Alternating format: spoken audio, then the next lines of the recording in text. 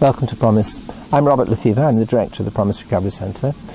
Over the last 20 years, we've treated something over 4,000 people with various forms of addictive or compulsive behaviour. The big three are alcoholism, drug addiction and eating disorders, but obviously we treat the patients, and very often they have many different addictions at the same time. So we've got experience of treating all sorts of things, and what we hope in these talks is to be able to give you an insight into what we do and how we help people to get better. Self-esteem. I can't give somebody else self-esteem. It can't be done. But I can show how it is achieved. Self-esteem comes from relationships. John Donne said, "No man is an island." But in our addiction, we isolate ourselves. We put ourselves on self-imposed islands. We put a ring fence around it. You can't hurt me. I'm going to do what I want to do, and you cannot interfere with that. It is my right. Well, right it may be, but you finish up in a pretty lonely place, isolated from other people. One has no self-esteem when the world is becoming progressively lonelier and lonelier and lonelier. We necessarily involve ourselves with other people. And that's exactly what John Donne meant when he said, "No man is an island." We need to interrelate with others if we're going to get our own self-esteem. It isn't just a question of who we're going to take out to supper or who we're going to work with. Our own self-esteem will depend upon our behavior towards other people. If I am kind, understanding, sympathetic, generous, I will have friends. That is not rocket science. It's what John Cleese would call the bleeding obvious. It's obvious. If I am unpleasant, angry, resentful, mean, nitpicking, I will not have any friends. Again, it's bleeding obvious. The first, I will feel good about myself. The second, I will feel bad about myself. Again, that's not rocket science. If we want to improve our self-esteem, we have to focus upon our relationships with other people and be the people we really can be. But of course, addiction gets in the way of that and actually prevents us being the people we really can be. It dominates us. It makes us into the very people we hate, and therefore we have no self-esteem. Addiction is primarily an illness of self-esteem. We cannot live with ourselves.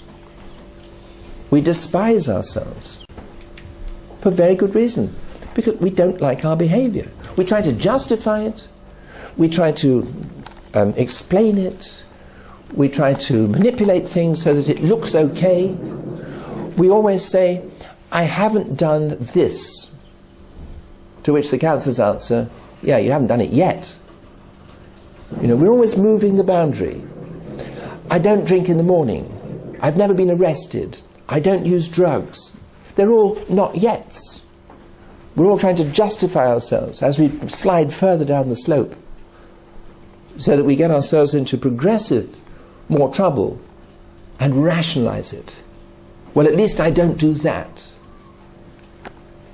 And our self-esteem slips down and slips down and slips down. What happens is that our behavior and our self-esteem work together. When our behavior slips, our self-esteem slips. When our behavior slips again, our self-esteem slips again. And therefore what we have to do is to adjust our values so that when our behavior slips, our values slip. We get a new sense of values so that we can adjust our self-esteem. And our behavior slips again. And our values slip again. That's addiction. Recovery is the opposite. We establish a new set of values, a new sense of self-esteem, and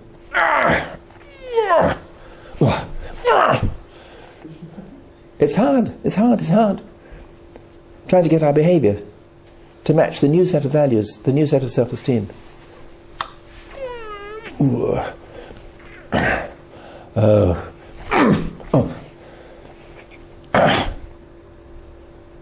This is hard. It's the hardest thing I've ever done in my life. And I've done some hard things. You know, you don't survive British private school in a hurry. The work our patients do here is very hard. It's very hard, it's very difficult. Trying to get a new system of values, a new level of self-esteem. The patient said to me earlier today, I'm a devout Christian. I've been a devout Christian since the age of 4. I do not tell lies. You see, his self-esteem is based upon that. The sad thing is that his insight into his behaviour is totally at variance with what his wife says and what his children say.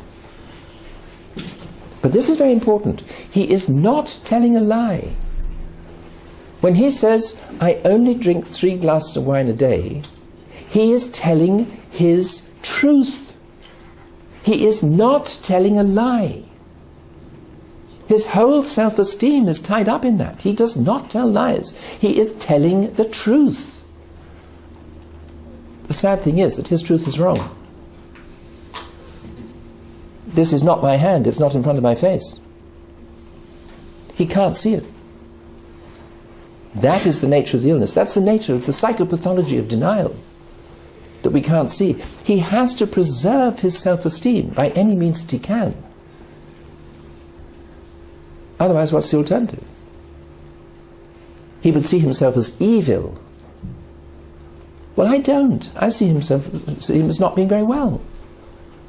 We see this commonly, every day. The basic psychopathology of addiction is denial. We don't see that we've got it. And therefore, we don't feel that we need treatment for it. I don't take insulin. Why don't I take insulin? Because I haven't got diabetes.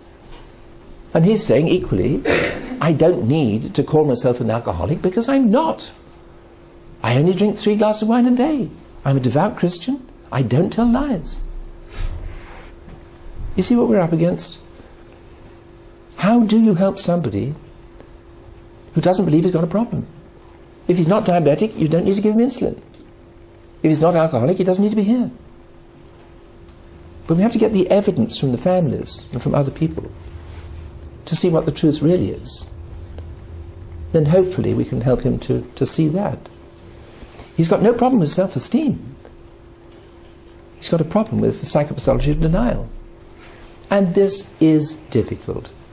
I respect every one of our patients who comes to tackle his or her own denial.